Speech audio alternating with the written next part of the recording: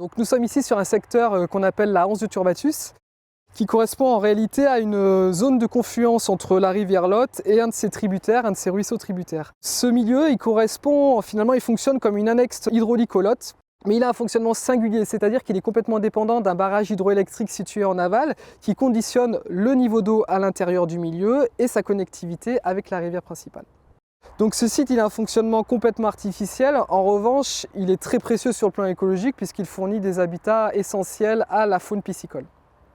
Parmi les missions de la Fédération de pêche et de protection des milieux aquatiques, on a l'accompagnement des AAPPMA, mais aussi donc, la mise en œuvre de projets tels que celui-ci, qui contribuent au développement du loisir pêche. Alors, la PPMA de Fontgrave-Montclar, c'est en gros 320 adhérents, d'accord ? Un bief sur le Lot, qui fait une dizaine de kilomètres de long, donc 20 km de berge, qui va du pont de Sainte-Livrade jusqu'au barrage de Castelmoron. Alors il faut savoir que la PPMA a des actions qui sont prioritaires, entre autres le développement du loisir pêche. La deuxième action, c'est le développement et le soutien aux populations piscicoles. C'est mettre en place justement des aménagements de berges, des frayères qui permettent aux poissons de se développer. Mais aussi, c'est l'entretien et la valorisation des milieux aquatiques. Le principe de base, avoir des zones de reproduction fonctionnelle et une production naturelle de poissons pour se passer des déversements à port extérieur ou lâchés, mais aussi proposer des zones de refuge donc aux poissons lorsque les conditions ne sont pas optimales sur le Lot. L'anse de Turbatus permet ça, puisque dans le cadre des crues ou des décrues du Lot, les poissons peuvent venir se réfugier au niveau de cette anse du Turbatus. Le contexte, c'est l'asphyxie totale de cette annexe fluviale et de ses habitats par la Jussie. La Jussie, c'est une plante aquatique envahissante. Ça fait plus de 5 ans que l'on se mobilise avec nos bénévoles pour arracher manuellement cette Jussie. Et donc, au-delà de ces opérations d'arrachage, ça va permettre d'améliorer l'aspect paysager de l'anse. On a au milieu des radeaux, plus un îlot avec des branchages qui rendent l'aspect paysager bien plus agréable. Ça permet également aux poissons de se mettre dessous et donc de se protéger des agresseurs éventuels que peuvent être les oiseaux également. Ça a beaucoup de bénéfices de mettre en place des îlots végétalisés comme ça sur une anse où il n'y avait strictement rien.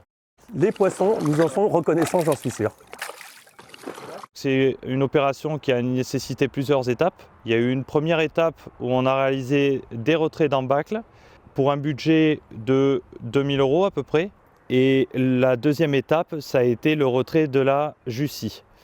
Le retrait de la Jussie, ça a coûté à peu près 5 000 €. Et il y a une autre phase, c'est la réalisation de banquettes végétalisées pour à peu près 10 000 €.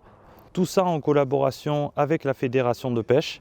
Et ça a permis finalement de restaurer 100 mètres linéaires de l'anse du Turbatus, donc une confluence du Lot. Vous avez bien noté l'arrachage de la Jussie sur ce site pour 5 000 €. C'est le début d'une histoire parce que ces 5 000 € sur ce site, ça nous a permis d'être interpellés sur les coûts exorbitants que nous causait cette plante envahissante. Donc on a décidé au Smalot d'acheter carrément la machine qui a servi à faire ce chantier. Voilà, donc une belle aventure qui a commencé ici, mais qui se terminera sur toute la rivière, pour toutes nos communes, avec une vraie solution pour conserver l'attractivité de notre rivière Lot, puisque le Lot, c'est la plus belle des rivières du Lot-et-Garonne, comme vous le savez. Au-delà des opérations d'arrachage de la Jussie, l'idée ici, c'était de proposer un projet global de restauration du milieu. Pour cela, on a proposé un projet avec le SMAVLOT et la PPMA, d'abord d'intervenir sur les berges en restaurant environ 100 mètres linéaires de berges.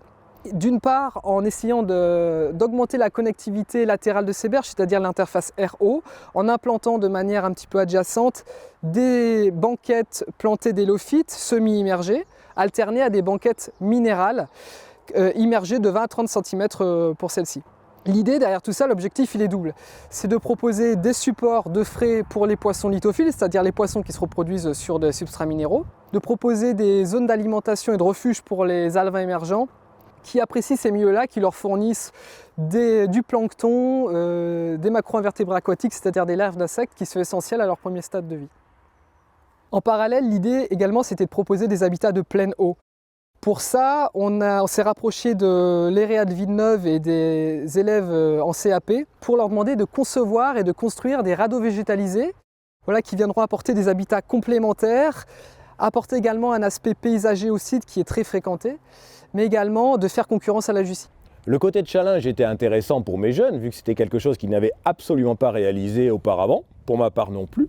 La demande était de réaliser des îlots flottants pour pouvoir avoir un développement racinaire de plantes d'eau, de façon à ce qu'on ait une véritable forêt sous-marine, entre guillemets, pour que les poissons puissent venir y nicher et s'y protéger. Nous avons utilisé donc des matériaux le plus naturels possible, bien évidemment, donc des planches non traitées. Nous avons choisi du Douglas, qui est un sapin qui permet d'avoir une longévité naturelle grâce à son type de bois. Donc ces îlots ont été confectionnés, si vous voulez, sous forme de bac, un peu comme une jardinière flottante, sur laquelle il a fallu bien évidemment apporter une couche pour éviter que le terreau fuit dans l'eau, et on a mis une épaisseur d'une dizaine de centimètres de terreau, de terre, pour pouvoir planter nos végétaux.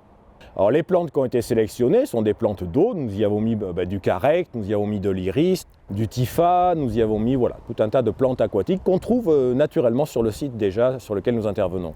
L'intérêt pour mes jeunes et pour moi, c'était d'intégrer vraiment les jeunes à une réalisation d'ordre écologique sur un écosystème intéressant, nouveau pour eux, et ce qui a permis d'associer et les connaissances et la technique de terrain. Voilà. Bonjour, je suis Béatrice Doublin, élue de la commune du Temple-sur-Lot. J'interviens pour la commission géographique du Lot. Nous bénéficions d'une enveloppe financière pour entretenir et restaurer la rivière Lot, mais pas que, puisqu'aujourd'hui cela nous permet d'entretenir l'anse Le Turbatus. Donc, ce qu'il faut retenir ici, c'est qu'au-delà des aspects techniques du projet, on est sur un projet d'ambition moyenne au regard des surfaces restaurées. C'est surtout les partenariats qu'on peut monter à différentes échelles. Nous avons travaillé ici avec une APPMA, la Fédération de pêche, le SMAVLOT qui est un syndicat gémapien, les élus des communes évidemment, mais aussi des étudiants du CAP de Villeneuve qui ont travaillé sur un projet concret qui leur parle puisqu'il s'agit de restaurer les habitats aquatiques et donc la productivité piscicole. Donc nous remercions l'ensemble des intervenants, donc techniciens, étudiants, etc., qui sont intervenus, les bénévoles d'APPMA, et on remercie également les partenaires financiers du projet, l'Agence de l'eau Lot-et-Garonne, le Conseil régional de Nouvelle-Aquitaine, le Conseil départemental de Lot-et-Garonne et EDF.